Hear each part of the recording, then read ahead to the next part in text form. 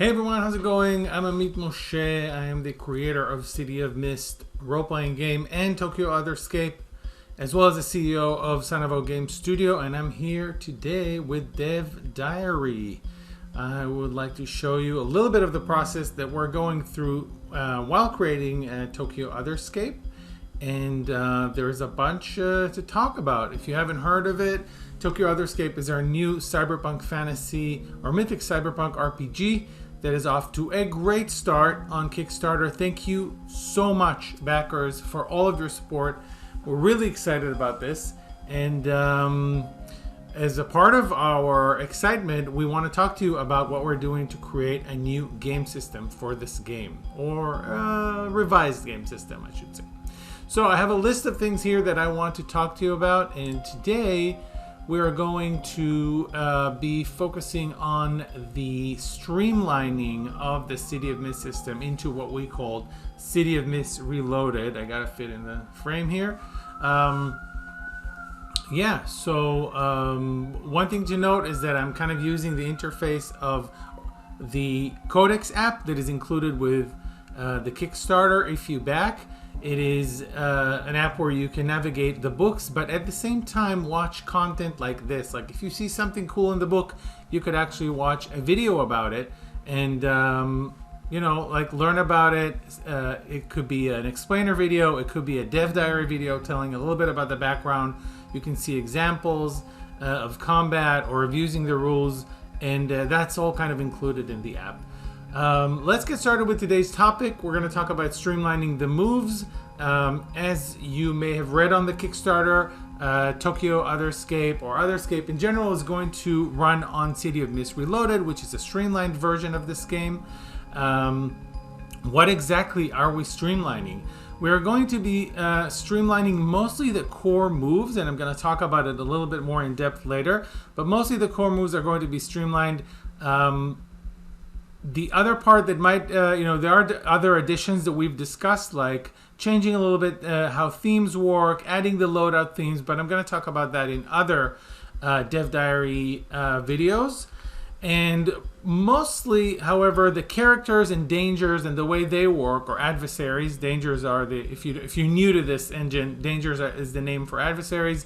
All of these things are going to be working pretty much the same as they do in City of Mist. The real change, I'm going to talk about that today, is going to be in the core moves. So the core moves are the basic actions that players can take in this game, and we're going to change that and streamline that a little bit. So why are we streamlining the core moves? Why is it even needed? So the way the core moves in City of Mist are built is kind of, it's based on Powered by the Apocalypse, and they combine narrative with mechanics. So there are 8 trope actions, popular actions, common actions in the world of City of Mist, which is a superpowered noir setting, and you use those 8 actions to represent everything. However, those actions have a lot of the setting and the genre built into them, as in many PBTA games, and they use the same mechanics over and over again in different ways. So actually, if you want to give a status to another character, you can do it in City of Mist with 4 out of 8 actions. You can do it with hit with all you've got, go toe-to-toe, change the game, and sometimes convince. So when you want to give a status, it's like, wait, which one am I using?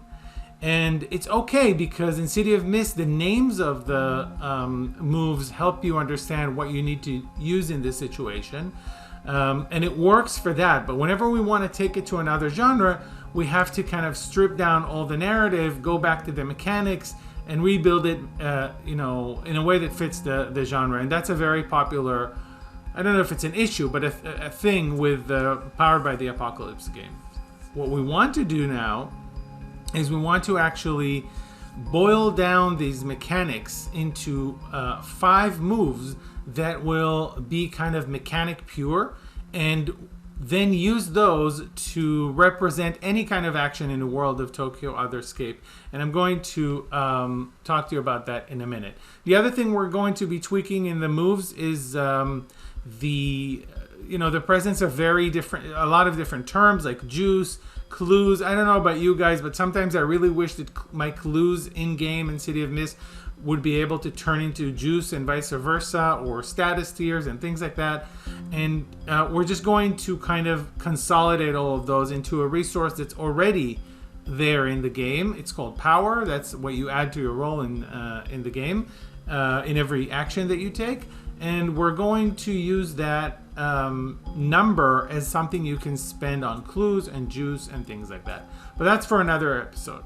Today we're focusing on the streamlining of the moves and kind of separating mechanics and narrative, and then letting them build on each other in a way that you'll see. Our main reason, by the way, for doing this is because we want to create a smooth system, just like City of Mist, something that really lets you focus on the cinematics and the narrative, and very quickly delivers interesting outcomes, interesting developments to your story when you roll the dice. But at the same time, that's something that's still a game and can be optimized, or you can do cool things, or you can build up enough power to defeat an enemy, and there is a game element to it at the same time, so it's not just free-form discussion.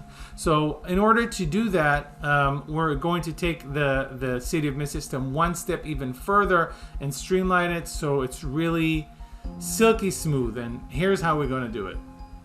So the first thing is, like I said, we're going to create 5 moves that are focusing on mechanics. So those 5 moves are almost like a new programming language that has 5 commands, or if you want a new magical language that has 5 magic words.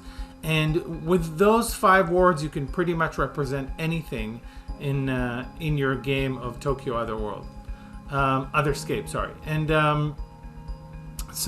let's just dive into those 5 words. Those 5 words are going to be conflict, stunt, resist. Did I forget one? Oh my gosh, I forget. Resist. Okay, I'm going to look at my notes. Discover and buff debuff. So conflict, stunt, resist, discover, and buff debuff. And these are very tentative names. We can definitely change them before we publish. We still haven't locked in on them. And they also don't have a lot of fluff. They don't connect very strongly to the narrative.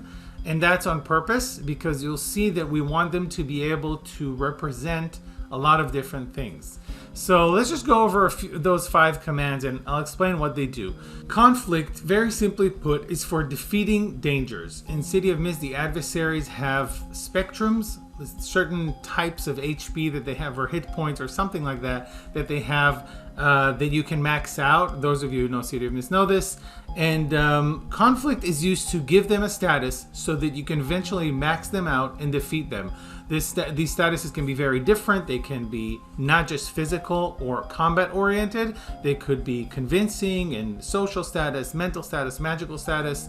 That's the huge flexibility of the tag system. And conflict is there to give a status for the purpose of maxing out that spectrum and defeating a danger. So whenever you get into a fight, for example, or an argument, or something that is an ongoing scene, and you're trying to max out someone else's spectrum, you're going to be using conflict. Stunt, on the other hand, is used to resolve minor obstacles, something that the MC wants to resolve within one roll maybe, and get a kind of a yes, no, it's complicated answer. It's a little bit similar to skill checks in other games, so it can resolve simple things like hacking a door, sliding with your motorcycle under a truck, grabbing a gun that's on the floor, convincing a guard to let you in, but it's not going to turn into a very involved conflict like conflict would. In City of Mist, this covers a lot of different moves. Take a risk, sneak around, convince. All of these are kind of revolve around very specific types of small obstacles. But here it's all kind of consolidated into the stunt move. We also have resist. Resist is a reflexive move that you take out of turn just to avoid or soak a status that you're receiving. This is parallel to face danger in City of Mist. Discover is parallel to investigate in City of Mist. It's used for gathering new information. And buff debuff is parallel to change the game in City of Mist and is used for creating new tags and new positive statuses, giving it to your allies, and also removing negative statuses from yourself and your allies. So with these 5 words, 5 commands, so to speak, in the Otherscape programming language, you can really reflect anything in your game. And let's take a couple of examples.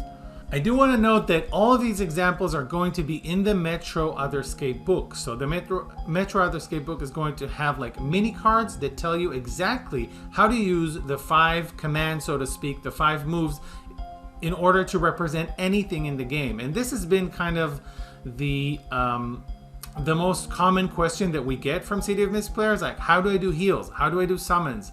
How do I do this? How do I do that? And that's all going to be already in the book, in those little mini cards that tell you exactly what to do, everything for all of the cyberpunk and fantasy actions that are typical tropes in this type of game. So let's take a couple.